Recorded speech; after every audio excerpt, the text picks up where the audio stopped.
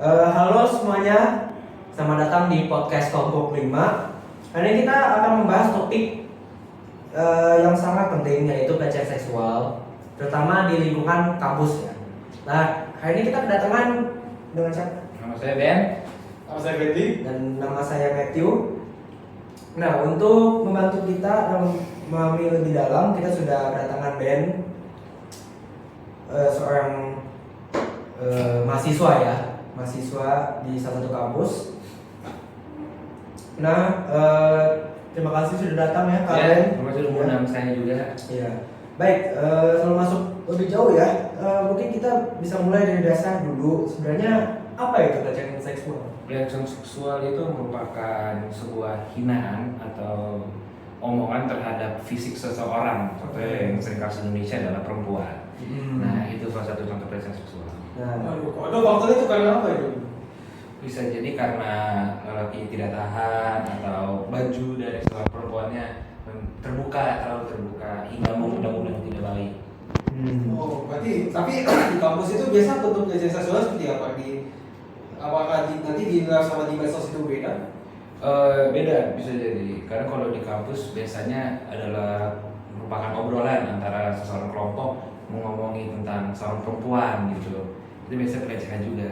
oh jadi pelecehan seksual itu bukan cuma kontak fisik ya, bisa juga omongan gitu verbal. Omongan ya verbal bisa dalam chat Ah. atau kayak misalnya yang sering kasus tuh kayak komenan orang lagi ngepost yang komenan tidak senonoh lah intinya. Baik. Nah, jadi betul kan banyak ya. Betul, pelecehan seksual itu banyak. Nah, kalau di kampus itu seberapa sering sih kasus ini terjadi? Waduh, kalau kampus sendiri sepertinya sering terjadi karena ada jenjangan baru dari orang yang lulus sekolah tiba-tiba ke kuliah masuk dunia dewasa. Nah, itu bisa membuat hormon-hormonnya mereka mulai liar. Makanya sering terjadi di daerah-daerah kampus. Mungkin faktornya juga kayak ini, cowok-cowok itu kayak suka sering PMO kan? Betul, itu bisa jadi itu karena mereka sudah tidak bisa membedakan di mana dunia asli dan dunia mayanya mereka, itu makanya sangat sulit itu. Iya, bisa jadi. Nah, tapi kenapa ya banyak korban pelecehan seksual ini diem ya, nggak lapor, nggak ngomong ke siapa gitu? Normalnya karena biasanya korbannya itu diancam, entah fotonya dia disebar atau keluarganya diancam, bakal ya yang aneh-aneh lah intinya supaya membungkam kayak jangan diomongin gitu. Baik, baik. Mungkin juga karena bisa lembaga kayak kepolisian juga kurang nanggapin kasus-kasus seperti ini. Betul, itu betul. Berarti sedih juga ya ada Iya. korban pelecehan seksual gitu. Nah, kalau begitu yang bisa dilakukan mahasiswa untuk mencegah pelecehan ini gimana ya?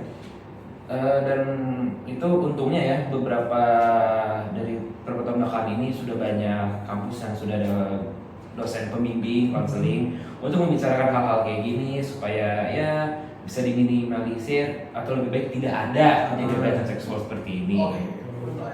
Kalau yang lebih yang biasa dilakukan pelecehan seksual itu biasanya di kalangan mana kayak misalnya mungkin di kalangan ibu terus atau K-popers atau siapa lagi gitu yang mungkin kalangan yang ada yang banyak banget pelaku pelecehan seksual.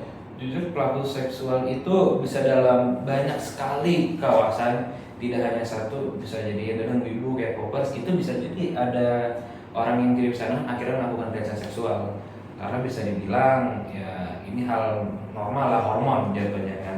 Cuman pelecehan seksual sangat tidak baik lah.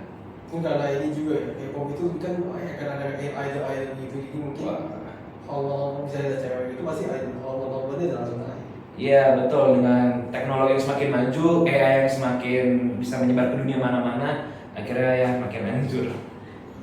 Sebenarnya yang jadi korban ya, korban atau yang salah satu saksi ya pelecehan seksual itu yang harus dilakukan itu apa ya? Ya tentu saja ya melapor. Kalau misalnya tidak ada yang berwenang bisa ngobrol ke teman. Teman itu juga bisa salah satu bantuan karena bisa membantu support buat untuk mengungkap kejadian hal ini.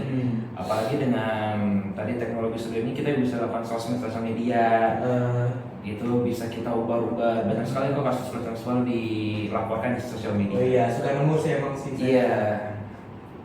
Ya.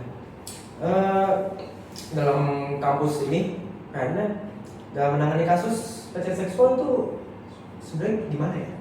Untuk mencegahnya ya. Iya. eh, eh, Bikin tidak ada ruangan yang tidak ada CCTV-nya atau ruangan kosong lah intinya, karena itu bisa jadi tempat untuk para pelaku untuk melakukan apapun yang mereka mau dengan target. Karena tidak ada wawasan dan ini ada guru, ada dosen, semoga bisa lihat-lihat kelakuan anak-anaknya. Jadi semua lingkungan kampus tuh harus diawasin ya. Betul, itu yang paling penting. Oh, banyak solusi eksternalnya ya? Iya, kalau eksternal. Oke, kalau solusi internalnya kayak gimana? Jadi bisa dari diri sendiri gimana? Dari diri sendiri, bisa dari pelaku gitu. Ya dari pelaku, oke dari pelaku terus dari pelaku dulu deh. Ya pelaku ya itu sangat susah sih, karena kan kita tidak tahu pelakunya siapa nih. Tiba-tiba besok ada kasus dia kan.